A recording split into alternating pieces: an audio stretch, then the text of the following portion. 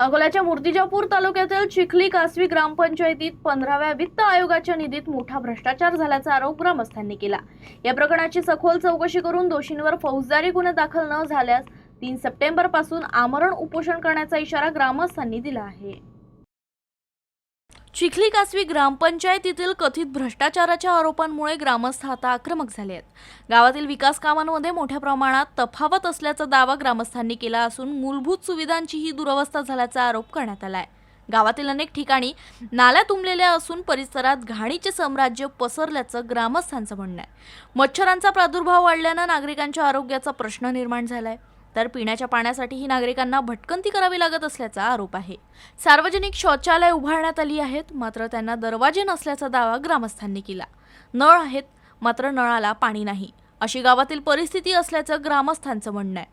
दरम्यान 15वा वित्त आयोग आणि ग्रामपंचायतीच्या सामान्य निधीतून करण्यात आलेल्या विकास कामांची पाहणी केली असता कागदोपत्री दाखवण्यात आलेली कामं आणि प्रत्यक्ष परिस्थितीत तफावत असल्याचा आरोप ग्रामस्थांनी केलाय। या कामांमध्ये मोठ्या प्रमाणात भ्रष्टाचार झाल्याचा दावा करत ग्रामस्थांनी प्रशासनाकडे सखोल चौकशीची मागणी केली।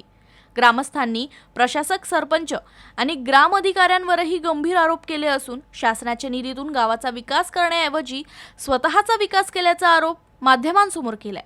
मात्र ग्रामस्थांनी केलेल्या या आरोपांची अधिकृत चौकशी होणं अद्याप बाकी आहे। त्यामुळे प्रशासन या तक्रारींची दखल घेऊन चौकशी करणार का आणि दोषींवर कारवाई होणार का, याकडे आता ग्रामस्थांचं लक्ष लागलं आहे।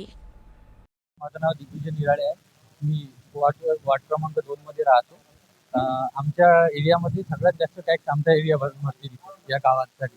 आम्हाला लेकरांना खेळायला जागा नाही, कशी तरी शासनाने उपलब्ध करून दिली होती, तर सदस्यांनी आणि ग्राम सरपंचांनी ही जमीन लीजवर देऊन दिली 100 वर्षासाठी। ना कुणाला सांगता ना काही करता, एवढा भुरळ कारभार आहे हा।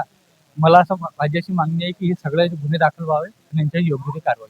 तर माझं घर 20 वर्षापासून मी सरपंचाच्या मागे लागत आहो। येते काका नाव येते कटते। आज माझं घर इतकं पळत आहे की सगळं पूर्ण पन्नीने झाकलेलं आहे आणि त्या भिंती इतकी शिकस्त झाल्या, कोणाच्या अंगात पडली तर नुकसान भरपाई माझ्याकडून देणं तर होता, पण घरकुली बांधणं होती, पण हे हो लावतात। आजही होऊ शकता, हे नाव येते कटते, याचा अर्थ काय?